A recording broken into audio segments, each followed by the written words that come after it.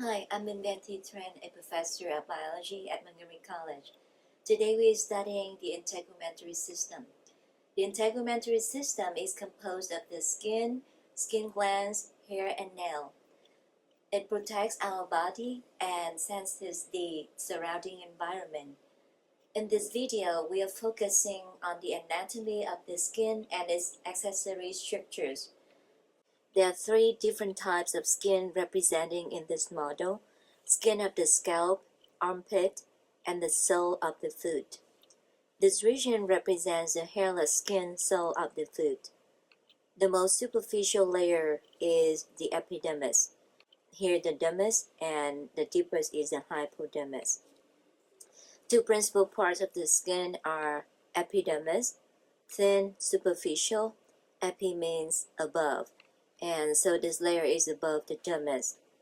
The dermis here is a thicker and deeper part of the skin, and the skin rests on the hypodermis or subcutaneous layer.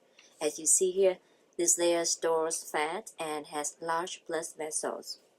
The epidermis has 5 layers or strata in thick skin and 4 strata in thin skin. The deepest layer is the Stratum Basale. Basale means base. It is made up of one layer of cuboidal or columnar epithelial cells containing keratinocytes, melanocytes, and Merkel cells.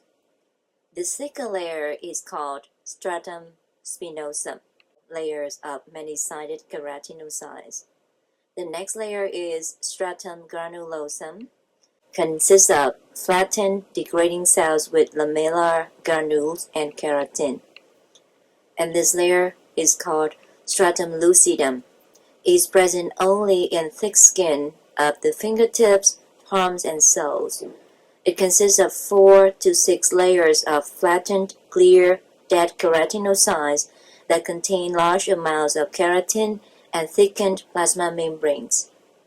And here, the outermost layer, the stratum corneum, consists of multiple rows of dead, flat keratinocytes that contain mostly keratin.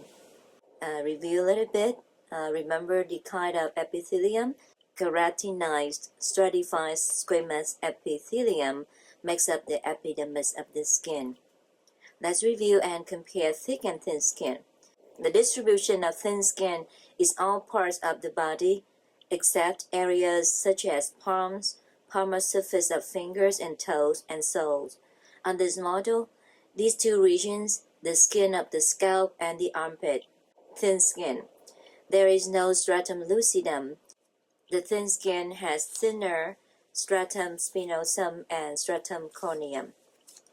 The second, the deeper part of the skin, the dermis, containing two regions, papillary region and reticular region. Papillary region is the superficial portion of the dermis. It consists of dense, irregular connective tissue with thin collagen and fine elastic fibers. Contains dermal papillae that house capillaries, Meissner corpuscle or corpuscle of touch, and free nerve endings. The reticular region, the deeper portion of the dermis, consists of dense, irregular connective tissue with bundles of thick collagen and some coarse elastic fibers. Spaces between fibers contain some adipose cells, hair follicles, nerves, sebaceous glands, and sudoriferous glands. Now let's move to the skin glands. These are sweat glands, acrine or acrine as you prefer. Acrine sweat glands are distributed throughout the skin of most regions of the body. Apocrine limited to the axillary region, groin, areolae. Ceruminous glands only in the ear canal, or in general, they are referred to as sudoriferous glands. This is sebaceous glands, or oil glands. Sebaceous glands are found in the skin over all regions of the body except the palms and soles. They secrete an oily substance called sebum. This is the hair shaft, and here hair root, bulb, papilla. The hair shaft is the superficial portion of the hair that projects from the surface of the skin. The root is the portion of the hair deep to the shaft that penetrates into the dermis and sometimes into the hypodermis. Surrounding the root of the hair is the hair follicle, which is made up of an external root sheet and internal root sheet. Located at the bottom of the hair follicle is the papilla of hair. Attached to the hair is the erector pili muscle.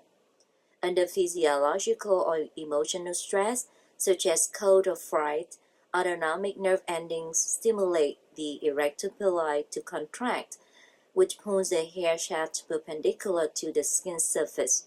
This action causes goosebumps as the skin around the shaft forms slight elevations.